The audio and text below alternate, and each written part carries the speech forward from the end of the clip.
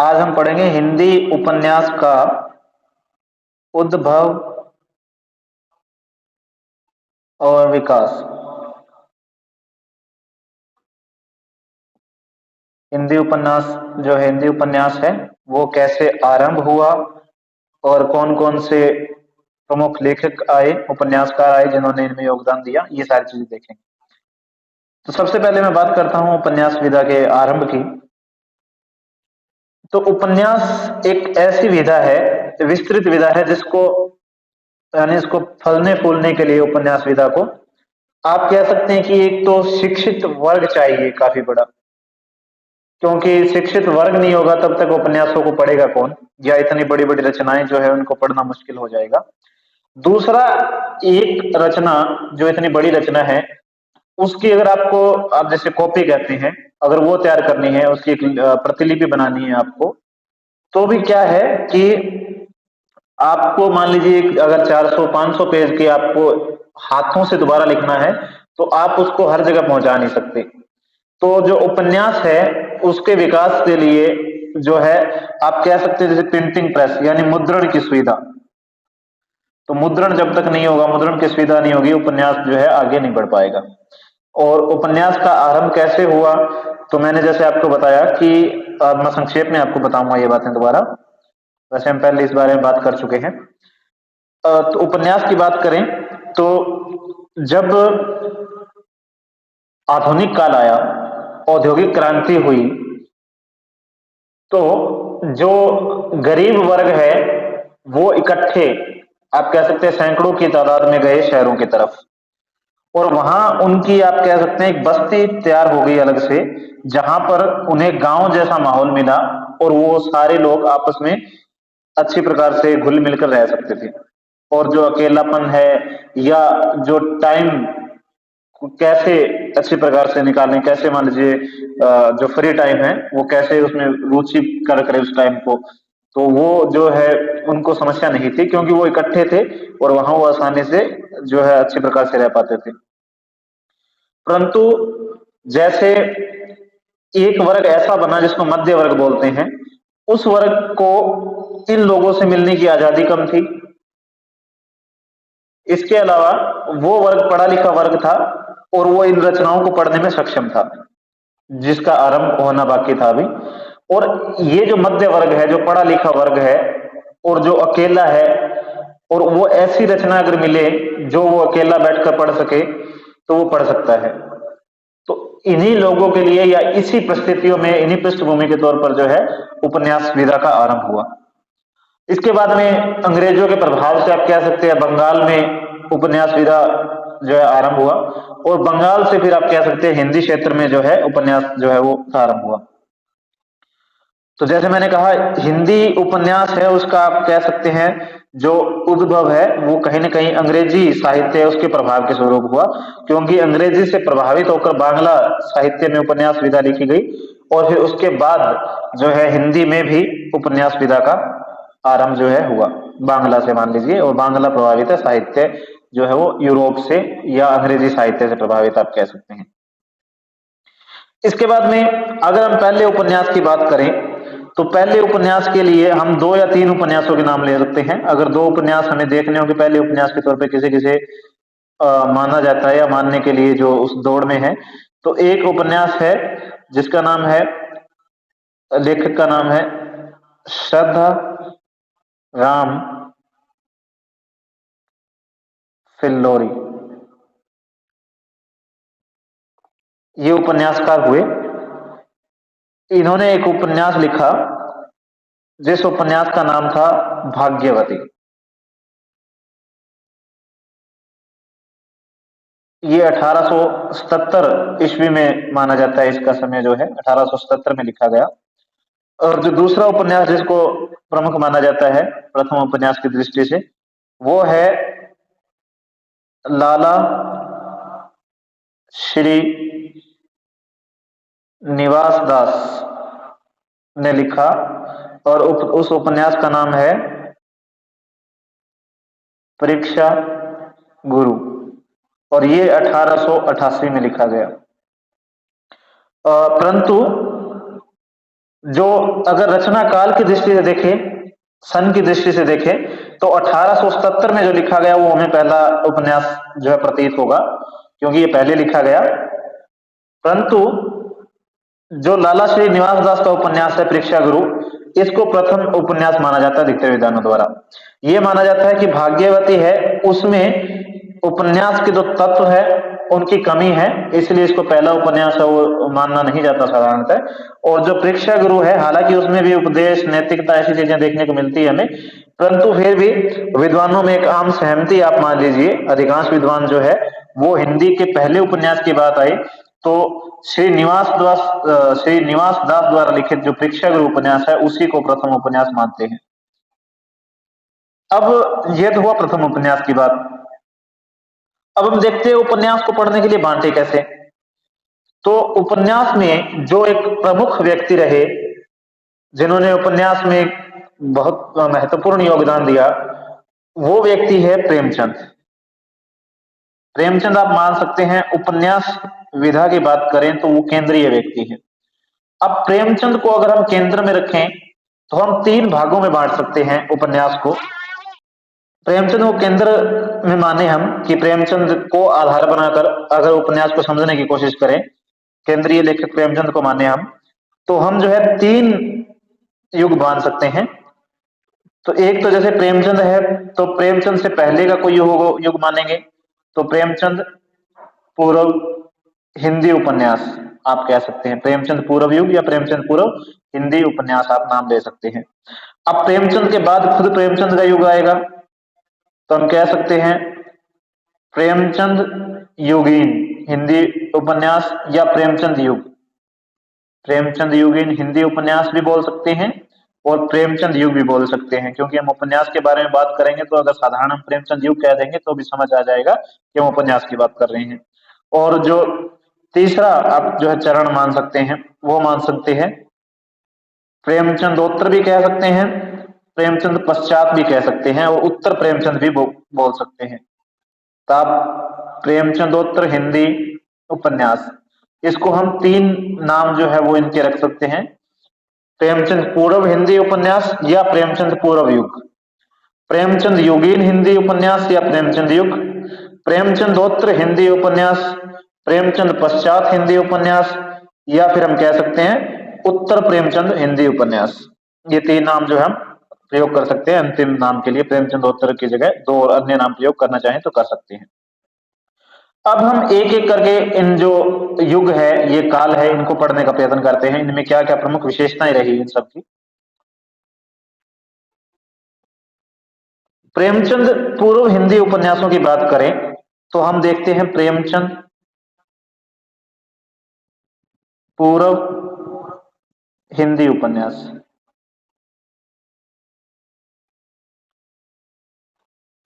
प्रेमचंद पूर्व हिंदी उपन्यास में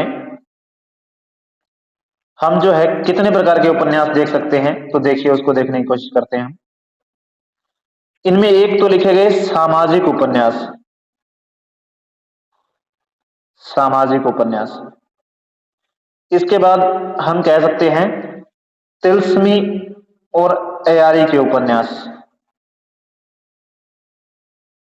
तिलस्मी तथा अयारी मैं साथ में लिख देता हूं, तिलस्मी और अयारी के उपन्यास लिखे गए। इसके बाद हम कह सकते हैं जासूसी उपन्यास लिखे गए। जासूसी के बाद हम कह सकते हैं प्रेमाख्यात्मक उपन्यास लिखे गए, यानी प्रेम का जिसमें प्रेम चित्रण ज्यादा था, प्रेमाख्यात्मक हम बोल सकते हैं। और इसके अलावा हम कह सकते हैं ऐतिहासिक उपन्यास लिखे गए। इसके बाद में है ऐतिहासिक उपन्यास।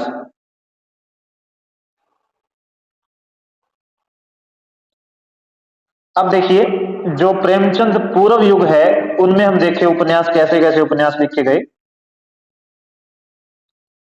सामाजिक उपन्यास की बात करते हैं हम। सामाजिक उपन्यास में जैसे एक तो श्रद्धाराम फुल्लोरी जो है उनका उपन्यास जो है भाग्यवती, श्रद्धाराम फुल्लोरी का भाग्यवती। तो इनके लेखक है श्रद्धाराम फिल्लोरी। श्रद्धाराम फिल्लोरी ने भाग्यवती लिखा। ये क्या है, सामाजिक समस्या को लेकर लिखा गया मौलिक उपन्यास माना जाता है। तो आप बता सकते हैं कि श्रद्धाराम फिल्लोरी ने भाग्यवती उपन्यास लिखा, जिसमें जो है सामाजिक समस्याओं का चित्रण किया गया, और रचना काल मैंने ऊपर आपको बता ही दिया इसका। इसके अलावा जो हमने प्रथम उपन्यास माना प्रेक्षागृह, जो श्री निवास दास का जो उपन्यास है परीक्षा गुरु, हम प्रथम उपन्यास मानते हैं, और ये जो है मौलिक उपन्यास है, और इसको जो है सामाजिक उपन्यास मानते हैं, क्योंकि इसमें सामाजिक समस्या का जो चित्रण किया गया है। और हम ये बता सकते हैं, इसके अलावा और उपन्यास बताना चाहूं तो मैं आपको बता सकता हूं, जैसे आप ये दो से भी काम चला सकते हैं, परंतु और नाम लेना चाहे तो बालकृष्ण भट्ट का नूतन ब्रह्मचारी है, किशोरीलाल गोस्वामी का हृदय हारिणी है, लज्जाराम मेहता का प्रतंत्र लक्ष्मी, इस प्रकार के उपन्यास है। अब हम दो विशेषताएं इनकी प्रमुख वो देख लेते हैं। सबसे पहले जितने भी उपन्यास हमने बताए ऊपर सामाजिक उपन्यास, इनमें एक तो ये विशेषता है कि इनमें सामाजिक जो कुरीतियां हैं उनका विरोध कह सकते हैं, उन पे प्रकाश डाला गया है, आप ये कह सकते हैं सामाजिक कुरीतियों पर प्रकाश डाला गया। दूसरा, इनमें जिस चीज की प्रधानता है वो है उपदेश तत्व या उपदेश वृत्ति की प्रधानता है, उपदेश वृत्ति का अधिक प्रयोग किया गया है। तो सामाजिक उपन्यास 3 या 4 उपन्यासकार मैंने बताए, जैसे कि श्रद्धाराम फिल्लोरी भाग्यवती, प्रेक्षागुरु और बालकृष्ण भट्ट का नूतन ब्रह्मचारी है, और मैंने बताया वो आप चाहे तो याद कर सकते हैं। इन उपन्यासों में जो प्रमुख चित्रण किया गया है, जो चीजें लिखी गई, उनमें क्या है, सामाजिक कुरीतियों पर प्रकाश डाला गया है कि समाज में क्या कुरीतियां विराजमान है, व्याप्त है, और उपदेश वृत्ति की प्रधानता है, प्रमुखता है, इसमें उपदेश देने की कोशिश की गई है। इस प्रकार के ये उपन्यास है। सामाजिक उपन्यास के बाद हम देख सकते हैं तिलस्मी और अयारी के उपन्यास। तो दूसरे जो हम देखते हैं तिलस्मी तथा अयारी के उपन्यास, इतना मैं लिख देता हूं, आगे आप सोच लीजिए। तिलस्मी और अयारी के उपन्यास लिखेंगे आगे हम। अब इसमें क्या है, इसमें हम कहना चाहें तो जो फारसी कहानियां हैं, जो प्रेम की या जो फारसी तिलस्म की कहानियां हैं, जैसे आपने अलिफ लैला या कुछ और भी ऐसे जो आते थे, उसमें जो जिस प्रकार का दिखाया जाता था तिलस्म और अयारी, मान लीजिए जादूगर है, और तो जो ये अगर कहें कि इनके ऊपर कहाँ से प्रभाव आया या किससे प्रभावित है, किसका अनुकरण किया, तो हम बता सकते हैं जो फारसी कहानियां हैं उसका अनुकरण है या उनसे प्रभावित है ये। तो फारसी कहानियों से प्रभाव आया। और अगर इन तिलस्मी और अयारी उपन्यासकारों में हम किसी उपन्यासकार का नाम लेना चाहें तो सबसे प्रसिद्ध और प्रख्यात उपन्यासकार हुए जिनका नाम है देवकी नंदन खत्री। इनके बारे में ये कहा जाता है कि इनके उपन्यास इतनी ज्यादा रोचक थे, इतनी ज्यादा तिलस्म और अयारी का उसमें वो था कि पाठक को जो है ये बांध के रखते थे, और इनके उपन्यासों को पढ़ने के लिए हिंदी भाषियों ने हिंदी सीख ली ताकि हम देवकी नंदन खत्री के उपन्यास पढ़ पाए। इनके 2 उपन्यास जो सबसे प्रसिद्ध उपन्यास है, उनमें एक का नाम है चंद्रकांता और एक का नाम है चंद्रकांता संतति। दूसरा उपन्यास है चंद्रकांता संतति।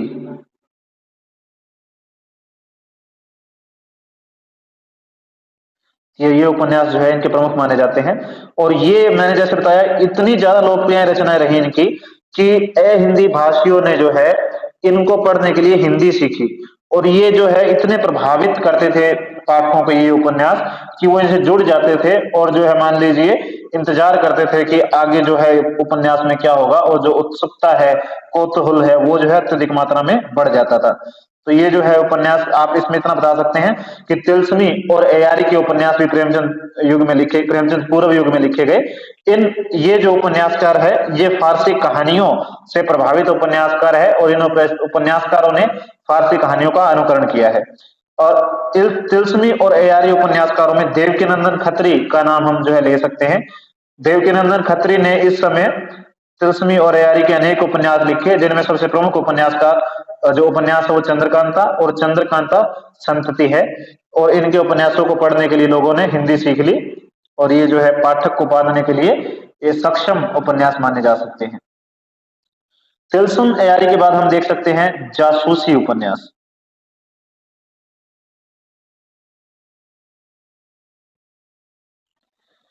जासूसी उपन्यास की अगर हम बात करना चाहें तो जासूसी उपन्यास में क्या है, इनकी प्रेरणा जो है इन्हें मिली पश्चिमी उपन्यासों से। पश्चिम में जो उपन्यास थे जासूसी उपन्यास, तो हम कह सकते हैं कि पश्चिमी जासूसी उपन्यास आप कह सकते हैं। तो आप कह सकते हैं पश्चिम के जासूसी उपन्यास जो थे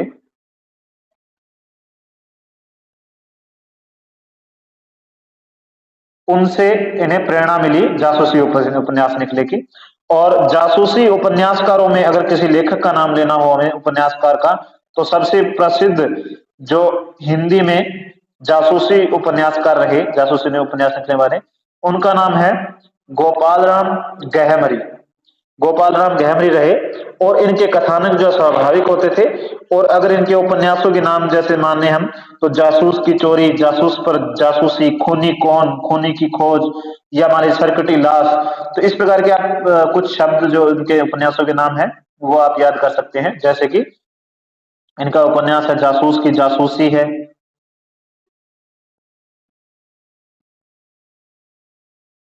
जासूस की भूल है, जासूस की चोरी है,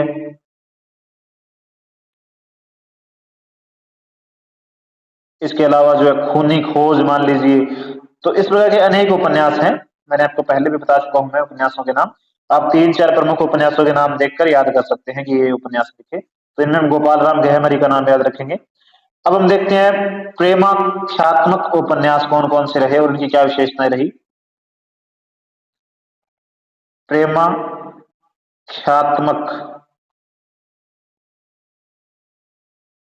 उपन्यास,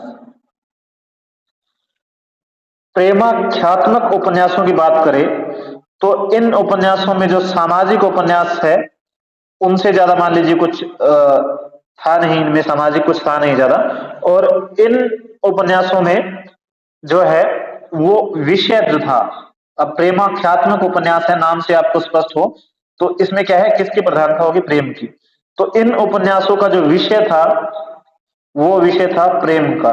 तो विषय कौन सा होता था, प्रेम का विषय इसमें लिया जाता था। और जो मान लीजिए इसके अलावा जो तिलस्म और अयारी के उपन्यास है उनमें भी प्रेम चित्रण मान लीजिए पाया जाता है।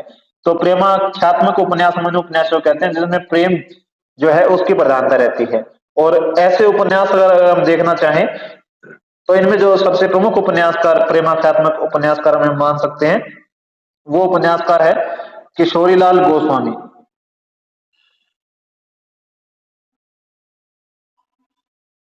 किशोरीलाल गोस्वामी, किशोरीलाल गोस्वामी हुए जो प्रेमाख्यात्मक उपन्यास लिखने में प्रसिद्ध रहे। और इनके उपन्यासों, जो इनके उपन्यास लिखे, इनमें अधिकतर जो उपन्यासों के विषय है वो प्रेम ही रहे। और इनके उपन्यास देखें, अगर हम कुछ नाम देखें इनके उपन्यासों के, तो इनका एक उपन्यास है जिनका नाम है चंद्रावती। इसके अलावा इनके एक उपन्यास का नाम है तरुण तपस्विनी। और जैसे मैंने बताया इनके जो उपन्यास है, इन उपन्यासों का जो प्रमुख जो विषय रहा वो रहा प्रेम चित्रण या प्रेम के बारे में वर्णन करना, प्रेम का आश्रय जो है इनका प्रमुख रहा। इसके बाद में हम देखते हैं ऐतिहासिक उपन्यास, देखते हैं कौन कौन से रहे।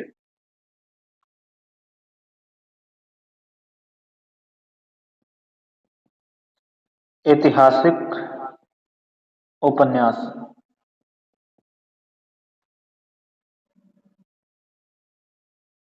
जब हम ऐतिहासिक उपन्यासकार की बात करते हैं या ऐतिहासिक उपन्यास की बात करते हैं, तो ऐतिहासिक उपन्यास कार्य में क्या है, जो ऐतिहासिक यानी इतिहास से संबंधित घटनाएं हैं उनका चित्रण मान लीजिए होता है ज्यादातर। लेकिन इनमें क्या है कि इनमें कुछ अलग खोज नहीं की गई उपन्यासों में, बल्कि जो राजनीतिक और आर्थिक परिस्थितियां हैं उनका पूर्णतः अभाव है।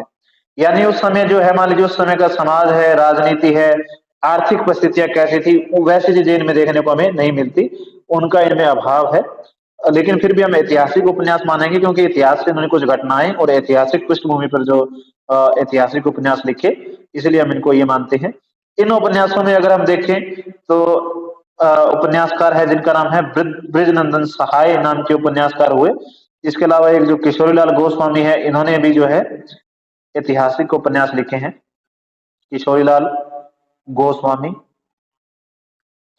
किशोरीलाल गोस्वामी ने जो उपन्यास लिखे उनमें हम अगर कुछ उपन्यासों के नाम देखें तो इनके एक उपन्यास का नाम है राजकुमारी,